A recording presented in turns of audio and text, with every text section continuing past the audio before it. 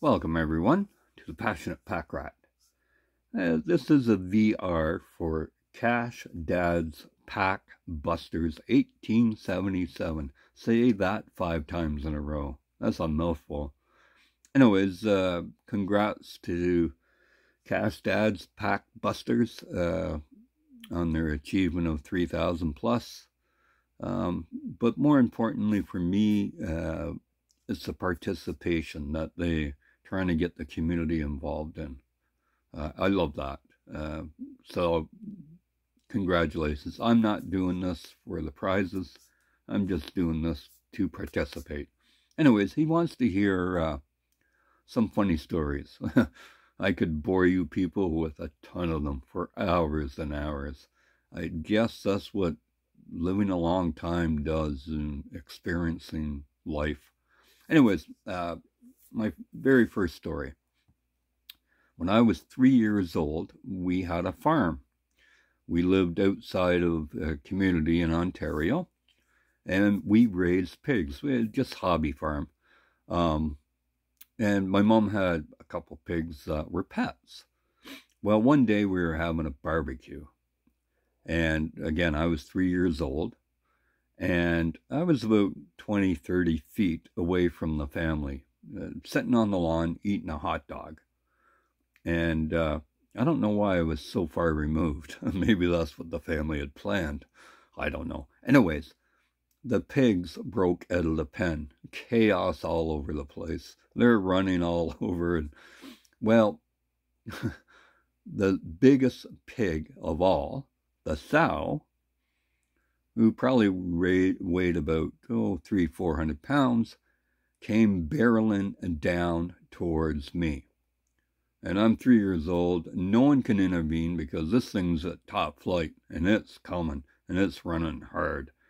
So I'm sitting there. I'm 3. I can't defend myself. No one can intervene because I'm too far away.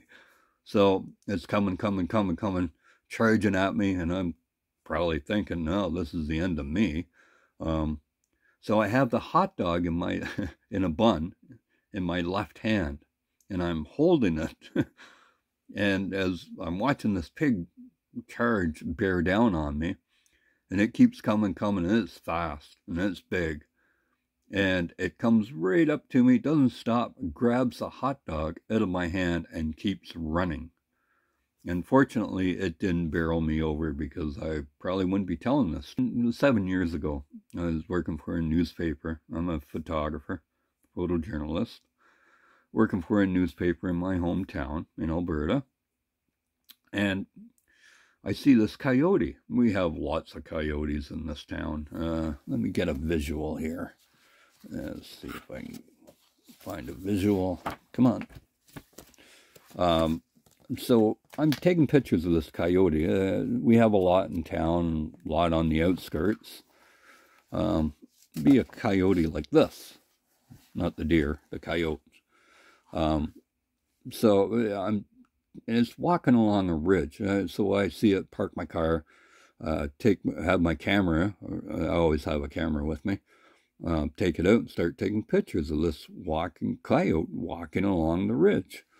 And there's a school about 60 feet away from where this coyote is. And I'm thinking, if it goes over to that school, this could be, well, pretty dramatic, chaotic. Anyways, it keeps walking.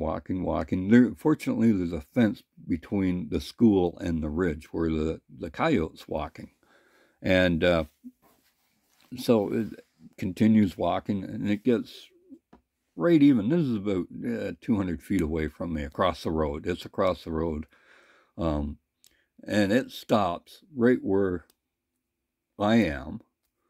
It's even with me, but across the road still, and stares at me. And then all of a sudden, it starts running towards me.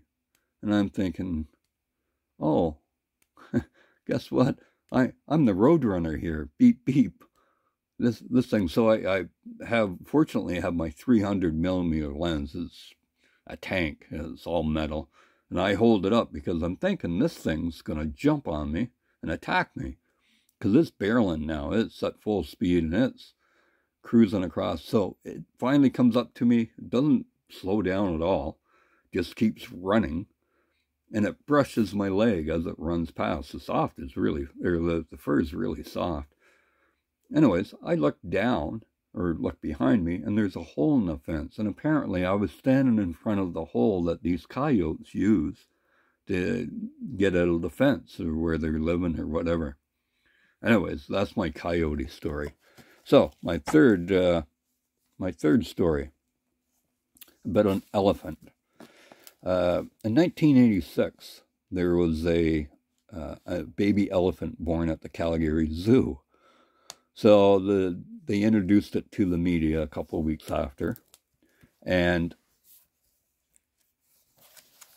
there's a lot of media. This is the elephant. This is my picture. And this baby elephant's only about 3 feet high. So the trainers come out, and there's 2 elephants, 2 females, and the baby. So everyone starts taking pictures. There's about 12 or 14 of the media people there. This little baby decides that it wants to play. And we're all lined up in a straight line across the lawn, all the media people. And they're, I don't know, about 30 feet in front of us, maybe 40 feet, good distance, whatever. And anyways, the baby wants to play. It picks me as the plaything for whatever reason. I'm not sure. And it starts running full speed at me. Now, there's 2 or 3 things I can do here. I can run away like a coward, or I can let it bowl me over and be on every major newscast in the world. And I wasn't going to do that. Only one thing I could do, and that was do my best impression of Derrick Henry. So I straight-armed the thing right in the head. And as soon as I straight-armed it, stopped it dead, I had the camera in one hand and my other hand came out and straight-armed it like that. And anyways, it started whining. All of a sudden, Mama and the 2 females start charging. Well, I'm O.J. Simpson now. I'm in the parking lot. I'm gone. And what would have made a great picture. Now, one of the local newspaper photographers who was there, and I got a picture of me straight-arming this little thing. And I don't have the clip. I saw it like 2 weeks ago. I ran across it and I put it away for safekeeping. Of course, I don't have it now. In 1984, I had to cover, I'm a photojournalist, and I had to cover the Stanley Cup in Edmonton. And so I was sent up, and at the end of the game, after we had a dark room, we built a dark room in the Northlands Coliseum, and after the game, I'm the new guy on the block with our team, and after the game, they say, okay, we want you to go stand outside the Oilers dressing room, and you stay there until the Cup leaves the building. Now, this was not a rule, but it has become a rule with a lot of news agencies since this happened. So I'm waiting there 10, 15 minutes. They finally come out. Gretzky comes out looking dapper in a suit. He's with David Semenko, a couple of Glenn Anderson, I think, and Wayne Gretzky's girlfriend at the time, not his wife. They all come out. And Gretzky's got towing the Stanley Cup. He's holding it. They see me. I'm the only one there from the media. And I'm wondering why there's no one else here. Anyways, so they see me. I start taking pictures. They start posing for me. And I'm thinking, oh, and I keep looking over my shoulder. I can't believe my luck here. And so after about 10, 15 minutes of them posing for me, which is great, thank you very much, Gretzky says to me, okay, well, we got to go. So all of a sudden, the big bay doors open up, and I follow them. The big doors open up. I'm in tow, and a car goes down the ramp and parks. And out comes a friend of mine who works for the competition.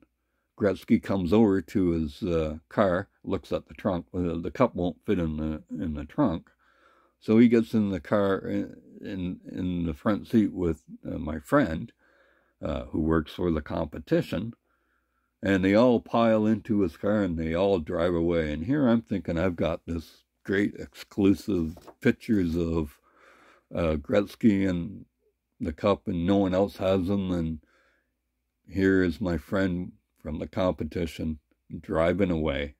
Anyways, this did run in the New York Times the next day, or on Monday after this, because it was late when I took this. Anyways, that's my Gretzky story. So I wasn't that exclusive as my friend drove away with the Oilers and the cup. Anyways, thanks, Cash Dads Pack Busters 1877. Thanks for doing this. This is awesome. And sorry this took so long. I could give you a ton of other stories, believe me. The people I've met and some of the things I've done. Oh, Lord. Anyways, take care, y'all. And, yeah, go do a VR. I'd love to hear some stories from other people. I love that. Just absolutely love it. It's a great community because of it.